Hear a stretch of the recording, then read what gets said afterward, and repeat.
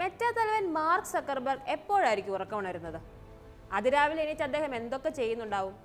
ശരാശരി ഒരു ദിവസത്തെ അദ്ദേഹത്തിന്റെ ശീലങ്ങൾ എന്തെല്ലാമാണ്?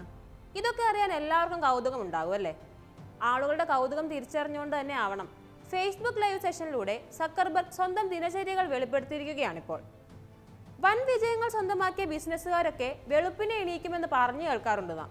എന്നാൽ അത്തരം ശീലമൊന്നും സക്കർബർഗിനില്ല. ഭൂമിയിൽ സൂര്യവെളിച്ചം പരന്ന ശേഷമാണ് അദ്ദേഹം ഉണരുന്നത് തന്നെ. രാവിലെ 8 മണിയൊക്കെയാകും താൻ ഉണരാണെന്നാണ് അദ്ദേഹം പറയുന്നതും. ഉണർന്നു കഴിഞ്ഞാലുടൻ ഭാര്യ ബെഡ് കോഫിയുമായി വരുന്ന സിനിമാ സങ്കല്പങ്ങളും സക്കർബർഗിന്റെ കാര്യത്തിൽ വേണ്ട.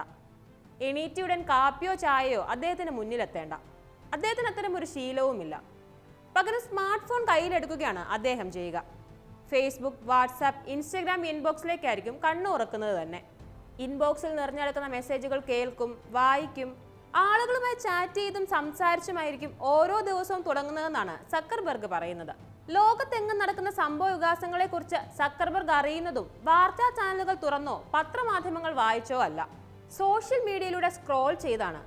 എന്ന് കരുതി എല്ലാവരെയും പോലെ സോഷ്യൽ മീഡിയ അഡിക്റ്റ് ഒന്നുമല്ല സക്കർബർഗ്. സോഷ്യൽ മീഡിയ വിപ്ലവം കൊണ്ടുവന്ന ആളാണെങ്കിലും സക്കർബർഗിനുമുണ്ട് അതിനുമൊക്കെ ഓരോ സമയം. രാവിലെ മെസ്സേജുകളിലൂടെയെല്ലാം കണ്ണോടിച്ചു കഴിഞ്ഞാലുള്ള അടുത്ത പണി വ്യായാമമാണ്.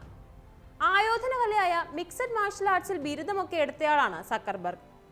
സക്കർബർഗിന്റെ പാഷനും അതുതന്നെയാണ്. ബ്രസീലിയൻ ആയോധന കലയായ ജിയു ജിറ്റ്സുവിലും MMA അഭ്യാസങ്ങളിലുമെല്ലാമായിരിക്കും രാവിലെ ഏറെ നേരവും അദ്ദേഹം. ദിവസവും 4000 കലോറി കഴിക്കുന്നുണ്ടെന്നാണ് സക്കർബർഗ് വെളിപ്പെടുത്തുന്നത്. തിരക്കിട്ട ജീവിതത്തിനിടയിലും കുടുംബത്തെ വിട്ടൊരു കളിയില്ല സക്കർബർഗിന്. കുടുംബം തന്നെയാണ് അദ്ദേഹത്തിന് പരമപ്രധാനം. ഒരു ബഹുരാഷ്ട്ര കുത്തക കമ്പനിയുടെ CEO മാത്രമല്ല, സ്നേഹനിധിയായ ഭർത്താവും 3 പെൺമക്കളുടെ പ്രിയപ്പെട്ട പപ്പയുമാണ് സക്കർബർഗ്. കുടുംബത്തിന് വേണ്ടിയും അദ്ദേഹം സമയം നീക്കിവെച്ചിട്ടുണ്ട്. അവർക്കൊപ്പം കളിയും ചിരിയുമായി അദ്ദേഹം കഴിയും.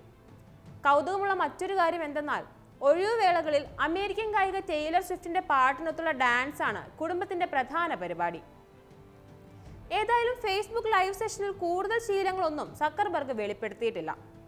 മെറ്റയുടെ ഭാവി പദ്ധതികളെക്കുറിച്ചും പുതുതായി അവതരിപ്പിക്കാൻ പോകുന്ന ആശയങ്ങളെക്കുറിച്ചും എല്ലാമാണ് അദ്ദേഹം പിന്നീട് സംസാരിച്ചത്. 1984 മെയ് 14 അമേരിക്കയിലെ വൈറ്റ് പ്ലെയിൻസിൽ ജനിച്ച മാർക്ക് സക്കർബർഗ് 19-ാം വയസ്സിലാണ് ലോകത്ത് വിപ്ലവം സൃഷ്ടിച്ച ഫേസ്ബുക്കിന് തുടക്കമിടുന്നത്. 2004 ഹാർവേഡ് സർവകലാശാലയിലെ വിദ്യാർത്ഥികൾക്കിടയിൽ തുടക്കം കുറിച്ച ചെറിയൊരു ആശയം 2012 ലോകമൊന്നാകെ പടർന്നു പിടിക്കുകയായിരുന്നു. ഫേസ്ബുക്കിന് പിന്നാലെയാണ് വാട്സാപ്പും ഇൻസ്റ്റഗ്രാമും എല്ലാം പുത്തൻ തരംഗമായി മാറുന്നത്. സോഷ്യൽ മീഡിയ സ്ഥാപനങ്ങളെല്ലാം പിന്നീട് മെറ്റ എന്ന ഒരു കുടക്കീഴിലേക്ക് സക്കർബർഗ് മാറ്റി.